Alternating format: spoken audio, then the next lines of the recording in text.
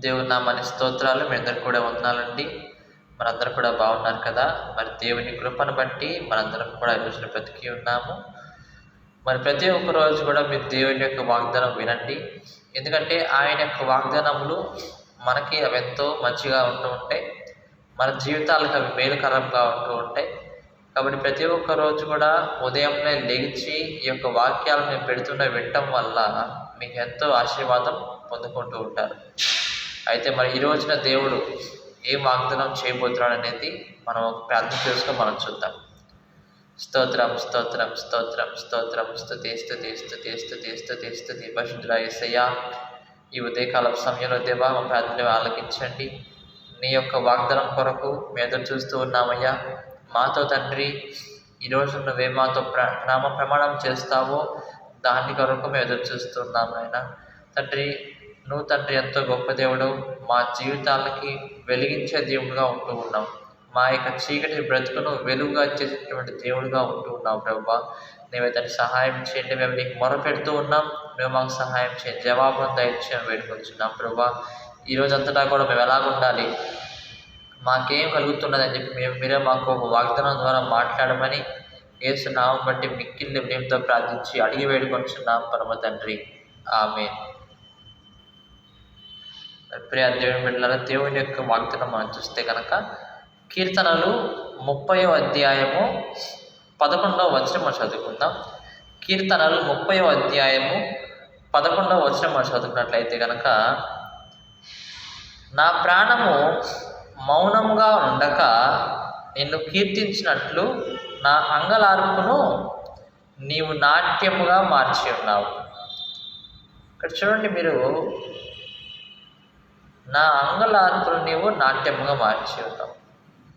నిజంగా ఒక మనిషి ఎప్పుడు అంగలారుస్తూ ఉంటాడు అంటే ఎప్పుడు ఏడుస్తూ ఉంటాడంటే కనుక అతనికి ఒక సమస్య అనేది వచ్చినప్పుడు, ఒక ఇబ్బంది అనేది వచ్చినప్పుడు అతను దేవుని వద్దకు వచ్చి మరి అంగలార్పుతో ఏడుస్తూ ప్రార్థన చేస్తూ ఉంటాడు.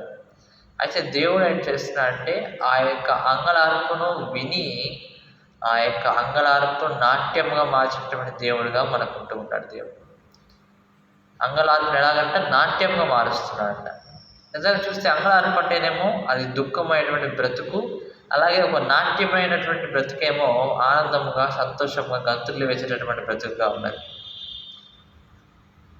దావీదు వలె మనం ఏం చేయాలంటే మన హృదయం నాట్యం ఆడుతూ ఉండాలి దేవుని కొరకు. ఎప్పుడు కూడా బాధపడకూడదని. సమస్య వచ్చినప్పుడు ప్రార్థన చేయండి, ఏడ్చి ప్రార్థన చేయండి, కన్నీటితో ప్రార్థన చేయండి. సమస్య వచ్చినప్పుడు అప్పుడు దేవుడు ఏం చేస్తున్నాడు, మీ యొక్క కన్నీటిని దేవుడు నాట్యంగా మార్చేవాడుగా ఉంటూ ఉంటాడు. అయితే మనం చూస్తే కనుక పౌలు శీలలు ఇద్దరు కూడా మరి ఎంతో దేవుని సేవ చేస్తూ ఉన్నారు, అనేక ప్రాంతాలకు వెళ్తూ ఉన్నారు. అయితే ఏం చేశారంటే వాళ్ళని తీసుకువచ్చి పట్టుకొని వచ్చి జైల్లో వాళ్ళని వేశారు. ఏమంటే ఖైదీలుగా బంధించేసి వాళ్ళని చెరసాలలో వేసి ఉన్నారు. మరి అక్కడ చూస్తే కనుక వాళ్ళు బాధపడట్లేదు. అక్కడ చెరసాలలో ఉన్నప్పుడు అంటే వాళ్ళు బాధపడట్లేదంట. కానీ ఏం చేస్తున్నారంటే గట్టిగా దేవుని యొక్క పాటలు వాళ్ళు పాడుతూ ఉన్నారు. దేవుని యొక్క వాళ్ళ పాటలంట దేవుని దగ్గరగా చేరి అంట అంత గొప్పగా పాడుతూ ఉన్నారు. నిజంగా ప్రియ దేవుని బిడ్డలారా, మనము ఎప్పుడైతే కనుక ఏమీ లేనటువంటి స్థితిలో ఉంటామో, ఏమీ లేనటువంటి స్థితిలో మనం ఉంటూ ఉంటామో అప్పుడు మనమంట ఇంకా దేవుడు సంతోషంగా ఉంటూ ఉండాలి. అంటే సాతానుడికి మనం అవకాశం ఇవ్వకూడదు.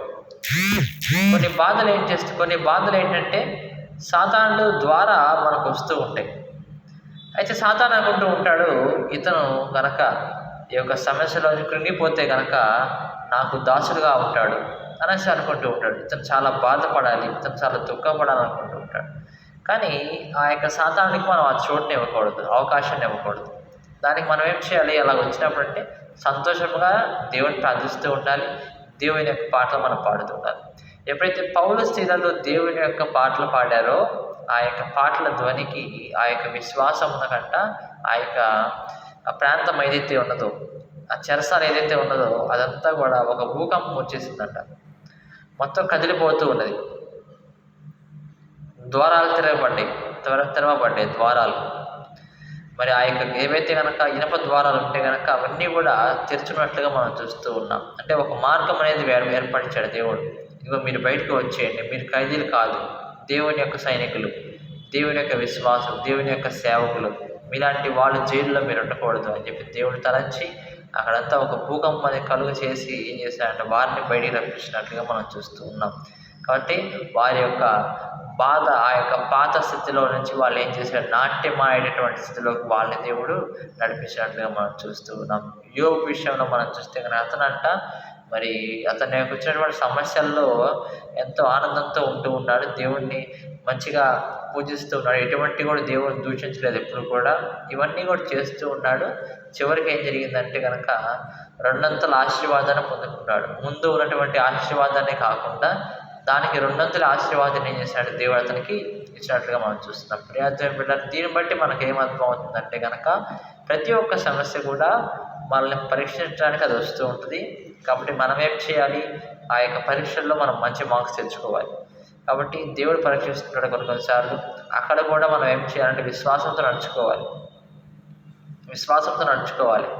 ఏమంటే అపవాది మనం చోటు ఇవ్వకూడదు ఎప్పుడైనా సరే, వాక్యాన్ని మన హృదయంలో ఉంచుకోవాలి. అపవాది మన హృదయంలో ఉంచుకుంటే కనుక మరి ఎటువంటి సమస్య వచ్చినా సరే దాని నుంచి మనం బయటపడడానికి మనకి ఆ యొక్క ఉపాయం అనేది దేవుడు చెప్పలేడు. ఎందుకు, నీలో కనుక సాతాను ఉన్నాడు కాబట్టి. అదే నువ్వు సాతాన్ని వెళ్ళగొట్టేసేసి నీ హృదయంలో దేవుని యొక్క వాక్యం ఉంచుకొని మరి అంగళారంతో ప్రార్థన చేస్తూ ఉన్నావు అనుకో, అప్పుడు ఏం చేస్తున్నాడు దేవుడు, అంగళారం ఎలా మారుస్తాడంటే నాట్యంగా దేవుడు మార్చేవాడుగా ఉంటూ ఉన్నాడు. మరి ఏమంటున్నాడంటే ఇదే 30వ అధ్యాయంలో 5వ వచనం మనం చూస్తే 30వ అధ్యాయం 5వ వచనంలో మరి సాయంకాలమున ఏడుపు వచ్చి రాత్రి ఉండినను ఉదయమున సంతోషం కలుగును. సాయంత్రకాలం ఎలా ప్రార్థన చేశానంటే అంగళారంతో నేను ప్రార్థన చేస్తూ ఉన్నాను, కాబట్టి మరి రాత్రంతా కూడా నేను ప్రార్థన చేస్తున్నాను. కానీ ఉదయంకి వచ్చినప్పటికీ దేవుడు ఆ యొక్క అంగళారపు విని ఆ యొక్క ప్రార్థనని దేవుడు అంగీకరించేసి ఏం చేశాడంట, ఆ యొక్క అంగళారపు నాట్యంగా దేవుడు మార్చివేశాడని చెప్పి దావీదు ప్రవక్త ఒక మంచి మాట చెప్తాడు. సాయంకాలం ఏడుపు వచ్చింది, అలాగే రాత్రి కూడా ఉన్నది, కానీ ఉదయం లేచేటప్పటికి సంతోషం ఉంటున్నది. ప్రియా దేవుని బిడ్డలారా, మీరు ఎన్నో సమస్యల్లో గుండా వెళ్ళవచ్చు. మరి ప్రతి ఒక్క రోజులు మనం చూస్తే కనుక ఎన్నో సవాళ్ళు ఎదురవుతూ ఉంటాం, మరి ఎన్నో సమస్యలు అనేవి ఎదురొస్తూ ఉంటాయి. ఏమంటే ఎన్నో పరీక్షలు వస్తూ ఉంటాయి, ఎదురుగా ఎన్నో ఇబ్బందులు వస్తూ ఉంటాయి మనకి. కానీ వాటన్నిటిని కూడా ఓర్చుకొని చేసి రాత్రి దేవుని ప్రార్థన చేయండి. ప్రభువా, ఇన్ని సమస్యలు వచ్చిందండి, నువ్వే కాపాడు ప్రభువా, కాపాడు, నా ప్రార్థన ఆలకించు అని ఎప్పుడైతే కనుక మీరు ఏడుస్తూ ప్రార్థన చేస్తూ ఉంటారో దేవుడు ఏం చేస్తున్నాడు, మీరు రాత్రంతా మీరు ప్రార్థన చేస్తున్నారు కనుక ఉదయం మీరు ఏం చూస్తూ ఉంటారంటే ఒక మేలు అనేది చూస్తూ ఉంటారు. ఈ యొక్క వాక్యాలు ఎవరైతే వింటున్నారో వారందరూ జాగ్రత్తగా గమనించండి. మరి మీరు ఈరోజు అంతటా కూడా ఎన్నో సమస్యలను ఎదుర్కోవచ్చు. కాబట్టి అన్నిటికీ కూడా మీరు రెడీగా ఉండండి. మీరందరూ అన్నిటికీ కూడా ఎటువంటి సమస్యను ఎదుర్కోవడానికి మీరు రెడీగా ఉండండి. కాబట్టి ఎదుర్కొన్న తర్వాత ఆ సాయంకాలం దేవుడిని ప్రార్థన చేయండి. మీరు ప్రభువా, ఇన్ని సమస్యలు వచ్చి ఉన్నాయి, నువ్వే కాపాడు నాయన, నీ వాక్యం మన హృదయంలో ఉంచు ప్రభువా అని ఎప్పుడైతే మనం అంగళాలతో ప్రార్థన చేస్తూ ఉంటామో ఆ తర్వాత రోజు ఉదయమున మనకి దేవుడు ఒక నాట్యంగా అనేటువంటి ఆనందాన్ని మన దేవుడు ఇచ్చేవాడుగా ఉంటూ ఉన్నాడు. నా ప్రాణం మౌనముగా ఉండక కీర్తించినట్లు, నా ప్రాణం మౌనంగా ఉండక కీర్తించినట్లు ఏం చేస్తాడంట, అంగలార్పంట దేవుడు నాట్యంగా మార్చివేస్తున్నాడంటండి. మనం చూస్తే ఈ మాట, నా ప్రాణం మౌనముగా ఉండకుండా. మౌనంగా ఉంటే ఏమవుతుందంటే కనుక ఎక్కడ లేని ఆలోచన వస్తూ ఉంటాయి మనకి. సాతాను యొక్క శోధన మన ఎదుటికి వస్తూ ఉంటుంది. మన హృదయంలో దేవుడు మరి సాతానుడు మన హృదయంలోకి వద్దామని చూస్తూ ఉంటాడు. ఎప్పుడు నీ హృదయం మౌనంగా ఉంటే కనుక. అందుకే చాలామంది ఒంటరిగా ఉండకూడదు అంటూ ఉంటారు. ఒంటరిగా మనం ఎక్కడ కూడా మరి ఒంటరిగా ఉంటే కనుక సాతాను వచ్చేసి మనకు ఎన్నో ఆలోచనలు పెడుతూ ఉంటాడు. ఎలాగైతే యేసుక్రీస్తు ప్రభువును శోధించాలని చూశాడో అలాగే మనల్ని కూడా శోధించాలని చూస్తూ ఉంటాడు. అయితే ఏమంటాడంటే నా ప్రాణం మౌనంగా ఉండగా కీర్తిస్తానే ఉండాలి దేవుడిని. మనం ఎప్పుడు కీర్తిస్తామంటే దేవుడికి ఒక కృప వెంబడి కృప వచ్చినప్పుడు, మేలు వెంబడి మేలు మన జీవితాలకు వచ్చినప్పుడు మనం ఇంకా ఏం చేస్తుంటాం, దేవుడిని కీర్తిస్తూ ఉంటాం. కాబట్టి దేవుడు ఒక మేలు ఇచ్చి ఆ మరి ఒక మేలు ఇచ్చి ఆ కీర్తించడం అనే దాన్ని ఆపివేయకుండా ఇంకొక మేలు ద్వారా మరలా ఆయన నేను కీర్తించేలాగా దేవుడు నన్ను చూస్తూ ఉన్నాడు. ఆయన కోరుతూ ఉన్నాడు, నేను దేవుడిని స్తుతించాలని చెప్పేసి, దేవుని ప్రార్థించి అని చెప్పి కోరుతూ ఉంటాడు. కాబట్టి మనం చూస్తే ఒక సమస్య వస్తూ ఉంటుంది, మళ్ళీ దానికి జవాబు వస్తూ ఉంటుంది. ఇంకో సమస్య వస్తూ ఉంటుంది, మళ్ళీ దేవుడు దానికి జవాబు వస్తూ ఉంటుంది. అలాగా సంవత్సరం అంతా 365 రోజులు కూడా ప్రతి ఒక్క రోజు కూడా కొత్త సమస్యలు వస్తూ ఉంటాయి, మళ్ళీ దానికి సమాధానాలు వస్తూ ఉంటాయి.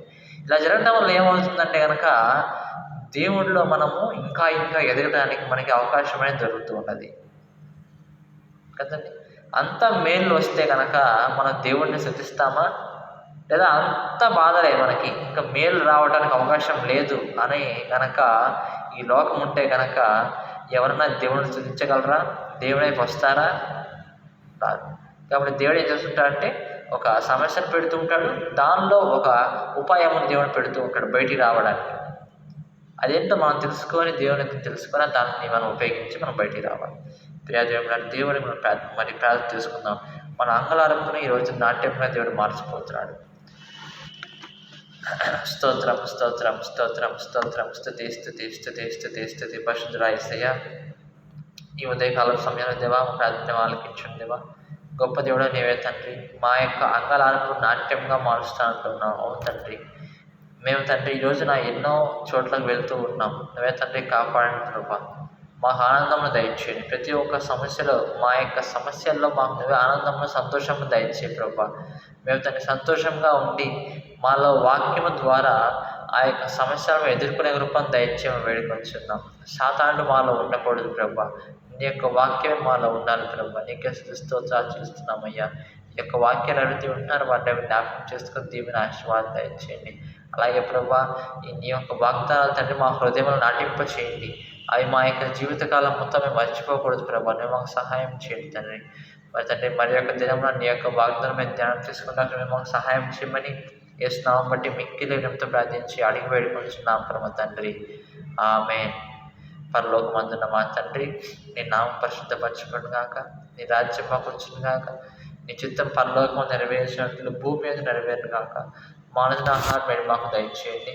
మా ఎడల పాపం చేసిన వారిని మేము క్షమించిన ప్రకారం మా అపరాధాలు మీరు క్షమించి మమ్మల్ని స్వాతంత్ర రాజ్యము శక్తి మహిమ బలం నిరంతరం నీవై ఉన్నావు తండ్రి. ఆమేన్. యేసు రక్తమేచ్యం, ప్రవేశ రక్తమేచ్యం, ప్రవేశగ్రీస్తు నామని సంపూర్ణ విజయం, అపవాదికులకంతా నాశనం కలుగును గాక. ఆమేన్ ఆమేన్ ఆమేన్. మరి మీ అందరికీ వందనాలు. దేవుడి మిమ్మల్ని మీ కుటుంబాన్ని దీవించి ఆశీర్వదించును గాక. ఆమేన్.